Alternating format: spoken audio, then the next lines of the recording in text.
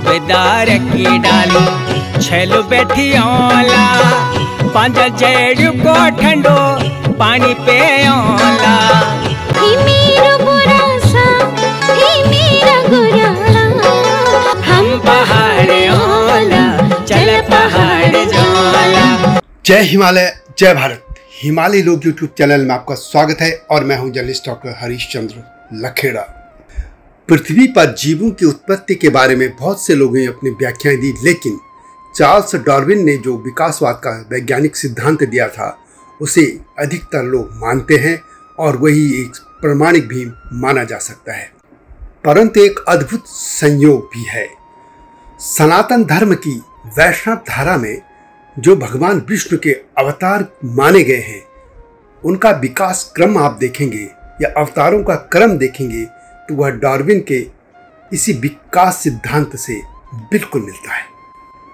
MSc mathematics करने के बाद मैं जानता हूं कि विज्ञान अलग चीज है और पौराणिक कथाएं बिल्कुल अलग। मैं उन सनातनियों में भी शामिल नहीं हूं जो हर खोज को, हर वैज्ञानिक अनुसंधान को कह देते हैं कि यह पहले से वेदों में वर्णित। मैं तो एक संयोग की बात कर रहा हूं और ये पहले से ही लोगों ने सामने इस चीजें रखी हैं। आज इसी पर आपसे बात करूंगा, लेकिन तब तक आपसे अनुरोध है कि इस चैनल को सब्सक्राइब अवश्य कर दीजिए। सबसे पहले उस महान वैज्ञानिक चार्ल्स डार्विन के बारे में बता देते हैं। डार्विन का जन्म 12 फरवरी 1809 को इंग्लैंड के हैम्पशायर में हुआ था। उनके पिता का नाम रॉबर्ट डार्विन था। वे पेशे से एक डॉक्टर थे। उनकी मां का निधन बचपन में ही हो गया था। डार्विन की शुरुआती पढ़ाई गांव के स्कूल से हुई। उनका मन पढ़ाई में नहीं लगता था। वे बचपन से ही पेड़ पौधों और जीव जंतु के बारे में जानने के लिए उत्सुक रहते थे। यह महान वैज्ञानिक 19 अप्रैल 1882 को इस धरती से अनंत यात्रा पर रवाना हो गया। डार्विन की विकास का जो सिद्धांत है उसके अनुसार धरती पर सबसे पहले एक कोशिका वाले जीव बने। ये जीव पानी में रहते थे। समय और परिस्थितियों के अनुसार इन्होंने खुद को ढाल लिया। एक कोशिकीय जीव के बाद बहुकोशिकीय जीव बने। इस तरह जीव विकास की यह यात्रा करोड़ों वर्षों तक चली, जिसके परिणाम स्वरूप बंदर से इंसान बना। अब हम इन डार्विन के थ्योरी और भगवान विष्णु के जो 10 अवतार हैं उनको इनकी तुलना कर लेते हैं। डार्विन के अनुसार प्राणियों में सबसे पहले जलचरों की उत्पत्ति हुई। अगर जीवाणु और विषाणु को छोड़ दें तो मछली प्राणी विकास क्रम में सबसे पहले स्थान पर थी। इस अवतार में हम देखते हैं कि पहला अवतार मत्स्य अवतार था, यानी मछली का। यदि विज्ञान के अनुसार जीवन की शुरुआत का आधार पानी है तो इस हिसाब से भगवान विष्णु का पहला अवतार भी तो मछली के रूप में पानी में ही हुआ था, यानी जीव पहले जल में आया था। दूसरा अवतार है कूर्म अवतार, यानी कछुआ अवतार जिसको हम कह सकते हैं, यानी अब जल से थल की ओर था।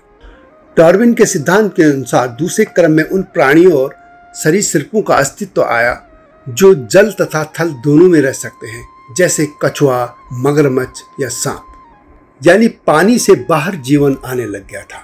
और जो भगवान विष्णु का दूसरा अवतार है वो कूर्म यानी कछुआ अवतारी है। और कछुआ पानी में भी रह सकता है और जल में भी और थल में भी।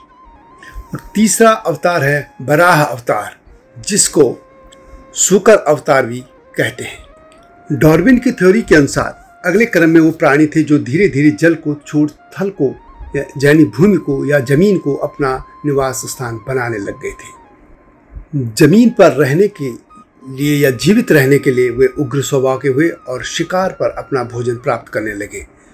बराह अवतार में यह भी आती है कहानी कि उन्होंने बराह जो अवतार थे उन्होंने पृथ्वी को या जो भूमि है उसको जल से बाहर निकाला था। और इसमें यह भी चीज है कि आप जानते हैं कि पहले धरती पर पानी पानी था और उसके बाद जब भूमि बाहर आने लग गई थी तो उसके बाद यहाँ पे जीवन धरती पर भी आने लग गया था पानी के बाद। ये वही क्रम है जो बाहर धरती निकालने का मतलब उन्होंने भूमि बाहर आने लग गई थी। भगवान विष्णु का चौथे अवतार होते हैं नरसिंह अवतार। आपको हिरण्यकश्यप, प्रहलाद और भगवान नरसिंह की कथा याद होगी। उसमें वे आधे शेर होते हैं और आधे मनुष्य रूप। डार्विन की थ्योरी को देखें तो यहाँ मनुष्य के विकास का अगला क्रम था। मनुष्य तब पूरी तरह से मनुष्य नहीं थे, बल्कि वे पशु और मनुष्यों की तरह मिले जुले थे और वे पशुओं जैसे ही उग्र थे, लेकिन उनमें बुद्धि का विकास होने लग गया था। और उस कथा में वे आप जानते हैं कि जैसे ही प्रहलाद नरसिंह भगवान की स्तुति करते हैं तो वे शांत हो जाते हैं, यानी वो जो मनुष्य का क्रम था, विकास का था, वो शांत भी होना सीख गया था। भगवान विष्णु के अगले अवतार थे वामन अवतार। हम डार्विन की थ्योरी देखें तो पशु मानव धीरे धीरे मानव की तरफ विकसित हो रहा था, लेकिन उसका पूर्ण विकास नहीं हुआ था।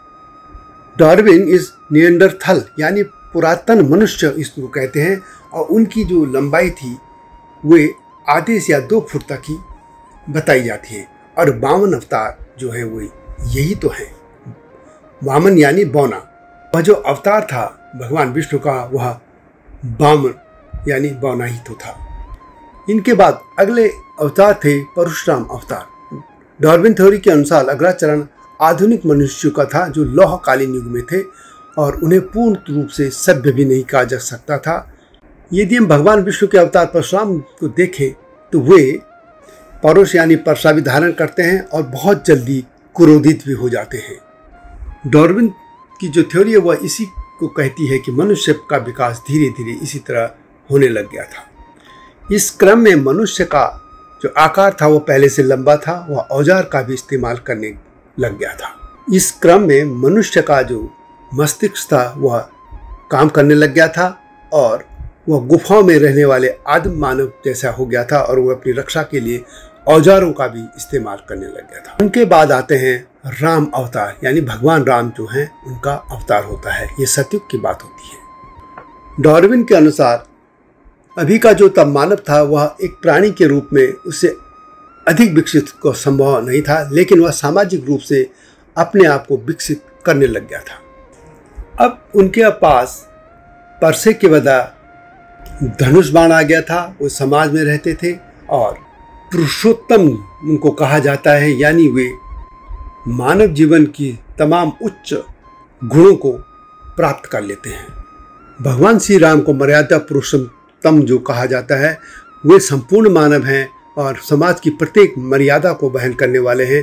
भगवान विष्णु के सभी अवतारों में राम से अधिक सभ्य, संतुलित और मर्यादित कोई और अवतार नहीं है।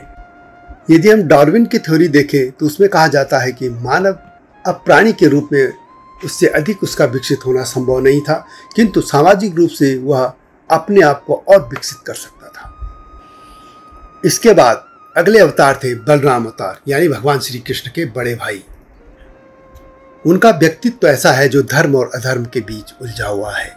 इसके अलावा वे अपने कंधे में एक हल भी रखते हैं। यह संकेत देता कि तब मनुष्य धर्म अधर्म की बातें बहुत ज़्यादा सोचने लग गया था। इसके अलावा खेती तब विकसित होने लग गई थी। विकसित तौर पर मनुष्य खेती करने लग गया था।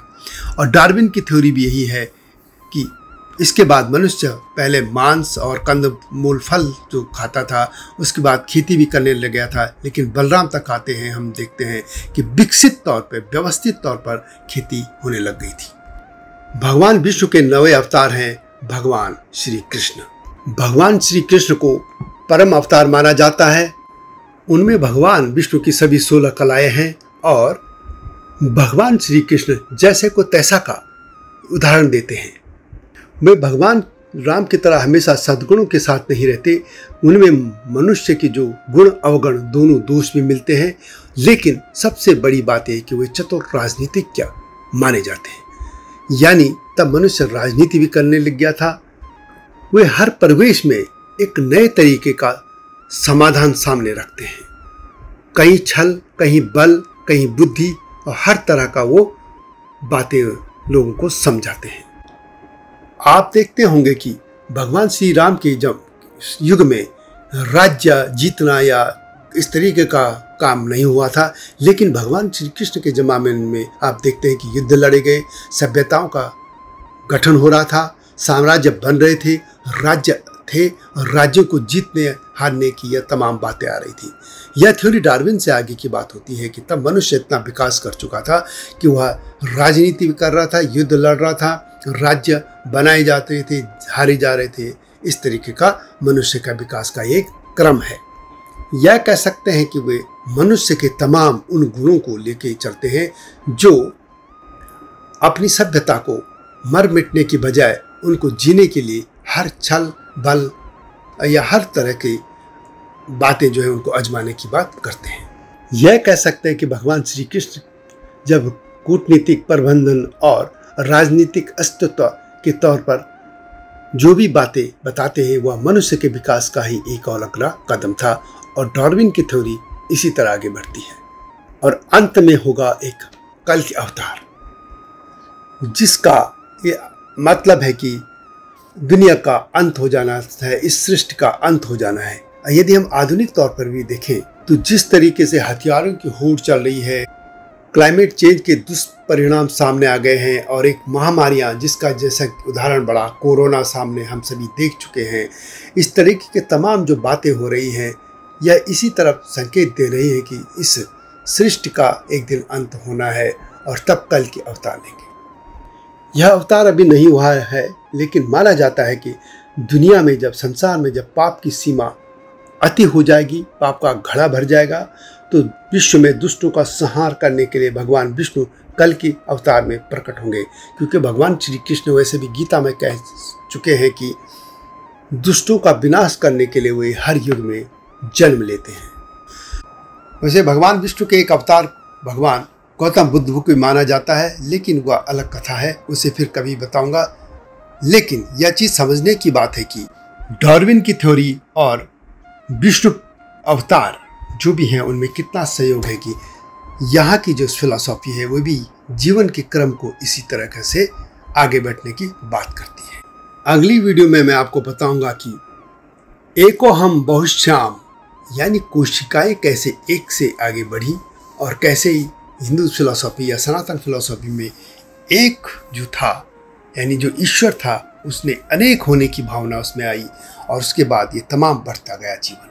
इस पे यह वीडियो आएगी, आप उसको भी देखिएगा, लेकिन इस चैनल को सब्सक्राइब करना न भूलना। वीडियो अच्छी लगे तो उसको लाइक भी कीजिएगा, शेयर भी कीजिएगा। नई वीडियो के में नए मुद्दे के साथ आपके सामने आऊँगा। तब तक जय हिमालय, जय भारत। हिमालय पे पेड़ हो तो गीत गाएंगी नदियाँ, गीत गाएंगी नदियाँ। पेड़ों पे चिड़िया है तो गीत गाएंगी नदियाँ, पेड़ों पे चिड़िया है तो गीत गाएंगी नदियाँ। माँ की लोरी जैसे होते हैं नदियों के गीत।